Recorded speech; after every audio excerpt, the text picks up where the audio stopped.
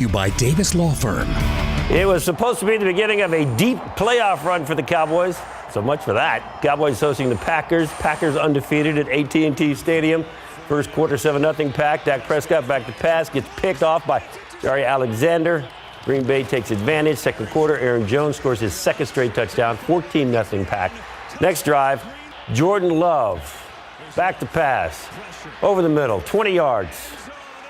Dontavian Wicks, touchdown. Their third of the first half. Extra point, no good. 20-0 Green Bay. Cowboys trying to get back into it before it's too late, but Dak's pass is picked off. There goes Darnell Savage. He's got it. He's going 64 yards for the pick six. Cowboys getting shut out 27-0 into the half. Now the Cowboys are desperate. Got one more drive before half. Dak to Jake Ferguson for the 1-yard touchdown. That cut it to 27-20 at half. Third quarter, it's 34-10. Green Bay.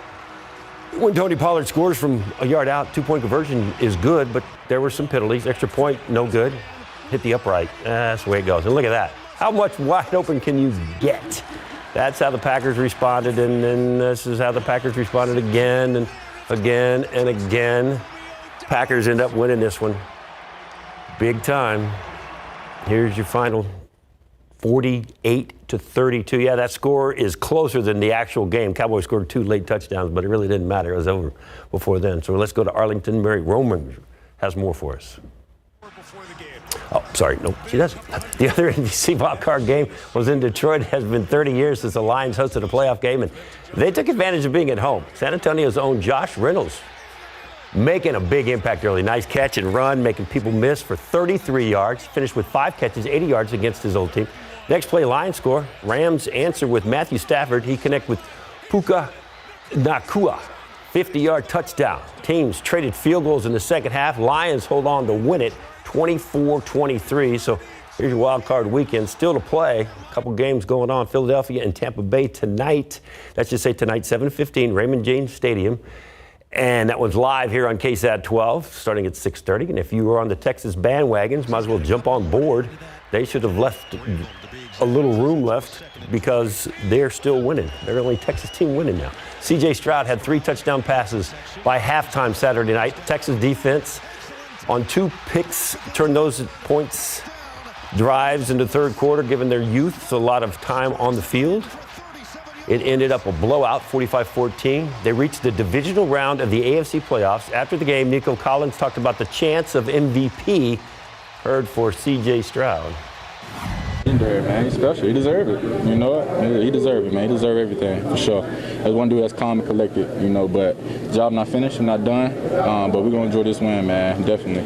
It was a huge win for the city, definitely for this team, man. We deserve it. First, it starts with, the guys in the locker room. And we got a great head coach. And never giving up, And we believe when nobody else did. And everything we've been through, I feel like prepared us for this moment. Yeah, a lot of history made with Saturday's victory. Brevin Jordan's 76-yard touchdown reception, the longest TD in a playoff game in franchise history. It was also the longest play for the Texans this season. So here's some other Texans stats for you as we check out the scoreboard for tonight. The Pittsburghs, remember yesterday they canceled this game or they postponed it because it was so cold in Buffalo? I saw them still shoveling snow today. Today they're still shoveling snow. So that one's at 3:30 today. So the Texans will find out who they play. It looks like it's going to be the Ravens or the Chiefs at 3:30. That'll be live here on KSAT12 this coming Saturday. So we'll figure that out after today's games. And the Spurs are on the road against the Hawks. They're starting 5 away from home. The Spurs are like 7-31, so they need another win. Ow. Yeah, rough. Kind of like a Cowboys playoff game. Oh, well, yeah. Coming up, with all this chilly weather over the next few days, staying warm is important, where you can find those warming centers you might need after the break. Plus, we're not the only ones dealing with some nasty weather. A look at the severe conditions in other communities on the way.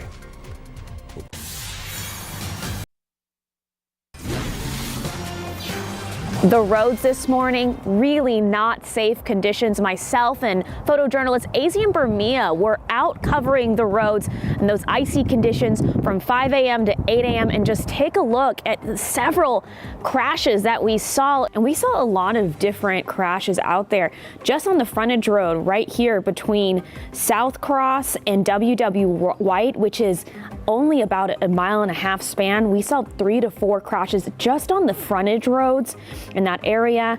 Now, several other crashes right here. This was a pileup of about 6 to 7 cars on 37 northbound. Lots of black ice on the roads on 37 and on the southeast side of the city. And even our crews that were watching live in studio caught a car live on air lose control. I think a lot of people. Right there. You see that? Oh. Wow. Okay. So again, they just opened up.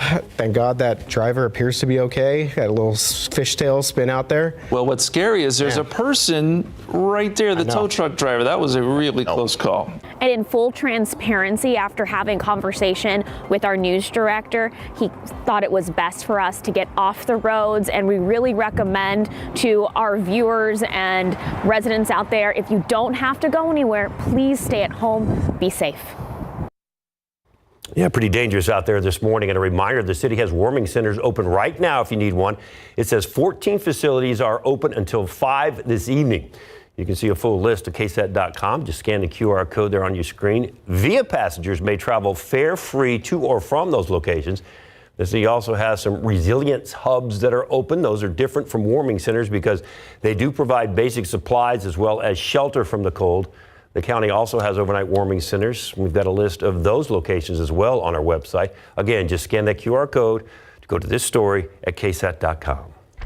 It may seem like we're repeating ourselves a little bit, but we just kind of want to keep everybody, if you slept in a little bit late, didn't have to go into work today, you need to know this stuff. If your heater goes out, you have a place to go. Yeah. And you don't have to drive. Well, and I think that's really good information because we're kind of transitioning away perhaps from the precipitation side of this where the roads are slick and you still need to be very cautious, but a lot of the roads are drying up to now where we're concerned about the temperatures. This really is going to be a big deal when it comes to, folks are outside. This, it gets cold, obviously very quick if you don't have a lot of layers on. So let me first take you outside with our live cam, and it's still in the 20s. Now, keep in mind, we've been below freezing now in San Antonio since yesterday morning. The question is, will we get above freezing this afternoon? That's a tall task, I think, at this point. We'll see. If we do, it'll be later this afternoon once we get some clearing of the clouds. And again, that's a big if, too. I think that it may not happen until later tonight. But once we do get the skies to clear, tonight, temperatures will fall very, very quickly, and tomorrow morning will be very cold. 24 right now in San Antonio, feels like 14. Most places have wind chills in the teens at the moment. Here's our forecast temperature for today. So again, if we're lucky, we get up to 32 this afternoon. This still shows quite a bit of cloud cover until about 10 o'clock. And then the skies completely clear. And then look what happens to temperatures in the morning. 19 here in San Antonio, 14 Boerne, 14 Kerrville. And oh, by the way, it's going to be really windy at this point. We got a secondary push of colder air, kicks up the winds. Wind chill values will be single digits, if not some negative numbers. A lot of people have been asking about ERCOT. This was their graph a little bit earlier. It does show demand outpacing supply. Does that mean that we're going to have issues tomorrow? No. Usually they can rectify this, but it is something we're watching, and they have put out a plea tomorrow for folks to conserve energy. We'll watch it for you. Again, this is not going to be 2021 all over again, but it is very cold. Stay warm, and we'll have a look at when temperatures finally warm up coming up here in just a few minutes. Not just here in San Antonio, but now onto the potentially life-threatening cold today affecting millions of Americans across the country. ABC's Ike Adachi reports the Arctic chill hitting the plains to the Midwest. And of course, even us here in the South are experiencing those wind chills below zero even. Today, more than 100 million Americans are dealing with an Arctic blast, bringing record snow, ice, and frigid cold temperatures. A cold blast affecting the Northeast, helping to bring lake-effect snow in western New York. Whiteout conditions blanketing Buffalo. Overnight, residents seen desperately digging out cars. New York Governor Kathy Hochul declaring a state of emergency. This video inside Highmark Stadium, home of the Buffalo Bills, showing what kickoff conditions would have looked like Sunday if the Bills-Steelers wildcard game had not been postponed until Monday. A winter weather advisory issued for Washington, D.C., Philadelphia, and New York City, lasting into Tuesday afternoon, with some areas expected to see 1 to 3 inches of snow. In the Midwest today, heavy snow and bone-chilling temperatures causing havoc. Record cold and wind chill alerts issued for 26 states from the Canadian border in Montana to the Rio Grande River in Texas, with Montana experiencing air temperatures as low as negative 54 degrees this weekend. In Colorado, an avalanche crashing down. These cars buried, but no injuries reported. Even the South targeted by that heavy snow and ice. In Texas, the company operating the state's electric grid asking customers to conserve power.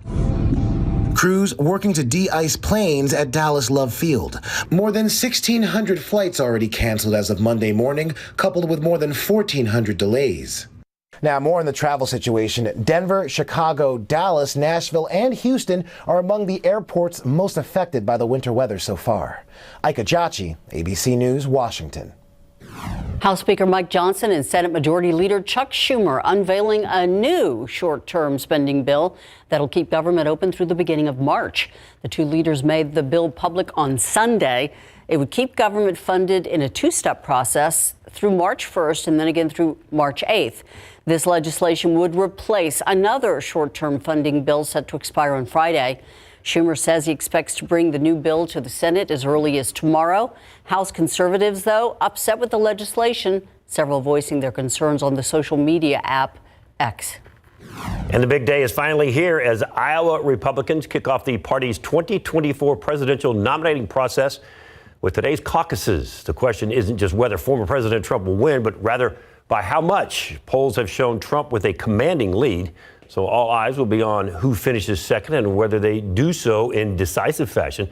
Florida Governor Ron DeSantis and former South Carolina Governor Nikki Haley are battling to see who will be left standing to take a one-on-one shot at Trump. The biggest spotlight will be on DeSantis, because if he finishes a disappointing third, it'll be rough on his future because he's had a lot of effort put into Iowa. Of the candidates, also hoping that people will still turn out for those caucuses because it's supposed to be sub-zero temperatures this evening. U.S. Defense Secretary Lloyd Austin now out of the hospital. He was released from Walter Reed National Military Medical Center today. That is according to the Pentagon. This comes 2 weeks after he was admitted for complications following prostate cancer surgery. The Pentagon says Austin will work remotely for now. His doctor said he should make a full recovery. There's a lot of people have the day off. Many probably avoided the nasty weather, but when you do venture out, there are ways to help you avoid slipping on the ice. Still ahead, how to make the best use of salt.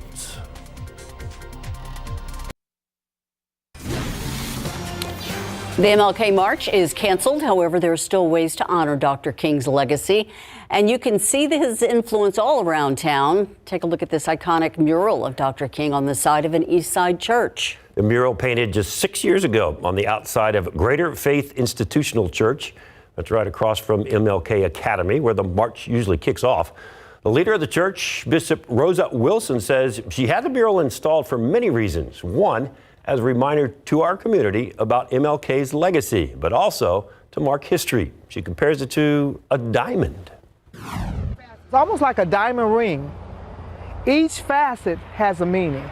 It has a glory, it has a glow. The commissioner of the MLK Commission, Dwayne Robinson, says that he is grateful to have a piece of art that has historical meaning along the usual march route, but adds that there is still so much more work to do. Just looking at all of the messaging in it, I mean, it's like it's something that happened in the 60s and we fast forward to 2024 and all of this stuff is still accurate.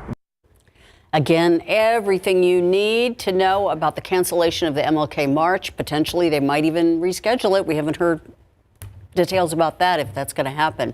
But you can find everything you need to know and ways to celebrate on KSAT12. That was a shame, but if you look out there right now, I mean, it's 12:45 and we're still below 25 degrees, so it would have been dangerous for a lot of folks to be out there. Still ice on that camera list. Yeah, there's still ice, and I was just looking at TransGuide, and we have, it looks like another crash at I-35 in Walsham on one of those elevated roadways. So there's still some slick spots out there, and we've got to be so very careful. Today so far, 24 after a morning low of 20.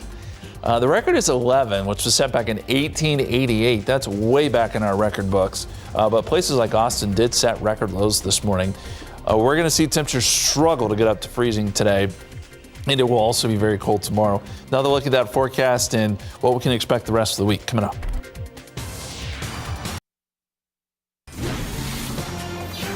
Hello, San Antonio. As you probably know, it is cold out here on top of the frigid temps. It can also be super dangerous, whether you're driving or whether you're walking. Take a look. I mean, just walking around here on the sidewalk, we have some black ice. You can't even see it. One of the things you can do to keep you and your family safe, especially on the sidewalks, salt it. It does not need to be HEB kosher salt. You just pour some down, and of course, on top of melting the actual ice, it creates some traction so you are safer. Now, we're going to be staying on top of the weather throughout the day. Make sure to stay with us on air and online for all the updates. I wanted to see him walk up the stairs. I think he tripped. He slipped and tripped, but he's okay. Is that why he went and got the salt? I think so. Maybe, Well, that's a great reminder. It is. And gravel and things like that also can help you have a little traction. But hey, if you're sitting at home watching us on TV, stay right there. Yeah, on the couch. You don't want to get outside. No, it is so cold. It really is. Temperatures just kind of been stuck in the low 20s all morning long. I want to take you out with TransGuide. We do have one crash here. It looks like at 35 in Walsham. And what you'll notice, that's an elevated roadway. It looks like there may be several cars involved there. You can kind of see it looks like maybe that's a chain reaction. 1, 2, 3, 4, I don't know, maybe 5 cars. I could be wrong about that, but that's what I'm seeing. And so now those trucks are stuck up there because I don't think they're going to be able to go backwards down that ramp. I would imagine this is going to take a while to clean this up. So it just goes to show you we still have slick spots out there, especially on some of these elevated roadways. Be careful. That is 35 in Walsham. Let me take you out to Dehennis. That peacock has frost on its feathers. I don't know if I've ever seen that. We showed the egg last half hour. This is a new one for me too. Peacock is, maybe he's cold, but frost on the feathers. We appreciate you sending that in. Getting all sorts of good pictures this morning. You can check those out on our KSAT Connect page on KSAT.com. And as we go outside with live cam, 24, feels like 14. Got northerly winds at about 9 miles per hour. Continues to be kind of blustery out there. The KSAT 12-hour forecast noontime, 27 at 1 o'clock, and maybe, just maybe, we get up into the low 30s today. I'm not too confident at this point that we're going to get much sun. It probably stays cloudy all day long. It's going to take until tonight for those clouds to clear out. And then once it does, that actually helps to get temperatures even lower by tomorrow morning. The other side to all of this, it's going to be the gusty winds. So this is 5 p.m. tonight. So by 9, 10 o'clock, we're going to start to see winds increase. And we'll get some pretty gusty winds by midnight into sunrise. And when you have winds gusting 30 to 35 and temperatures are in the teens, this is the end result. This is what it will feel like at 8 a.m. tomorrow morning. 2 here in San Antonio, and a whole slew of negative numbers as you get up into the hill country. This is the kind of cold where you got to be so very careful. And as you send the kids to school tomorrow, and again, we talked about the school thing, not our decision, looks like roads would be okay, but the cold is going to be a problem. Just bundle them up if they do indeed have school tomorrow. Lots of jackets, lots of layers with these kind of numbers. Even down in Pleasanton, we're talking about a wind chill of 4. Satellite picture shows we've got a lot of cloud cover here. Again, it's going to take some time for these clouds to erode. Maybe we see a little bit of sun. We're seeing it out in Del Rio, but it would take some time for that to happen. And keep in mind, there's going to be a lot of places in the country dealing with wintry weather today, stretching from Houston over to parts of Louisiana, Tennessee, heavy snow there, Memphis over to Nashville, and then up to the nation's capital. So if you're traveling, it could be problematic today too. These are current temperatures, really, really cold stuff up across the northern plains. But I found this interesting. I think I pointed this out last half hour.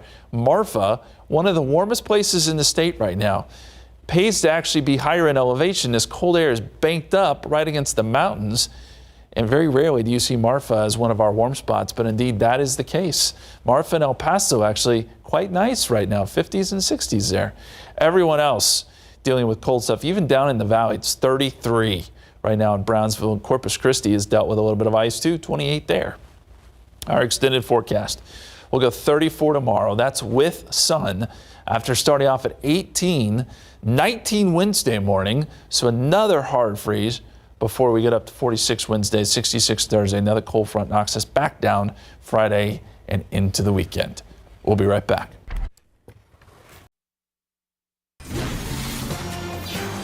A chat with Yolanda Renee King, a big Valentine's Day deal, Tina Turner, and a Dream Week exhibit. It is a fun-filled show on SA Live. It'll help keep you warm. Here's Mike and Fiona with a sneak peek at today's show. Well, today is Dr. Martin Luther King Jr. Day, and the San Antonio community does a wonderful job showing up for the day's events. Oh yeah, always one of the biggest marches in the entire country took place this morning, and then of course Dream Week is ahead of us. Absolutely, and so our social question of the day is, how do you serve your community?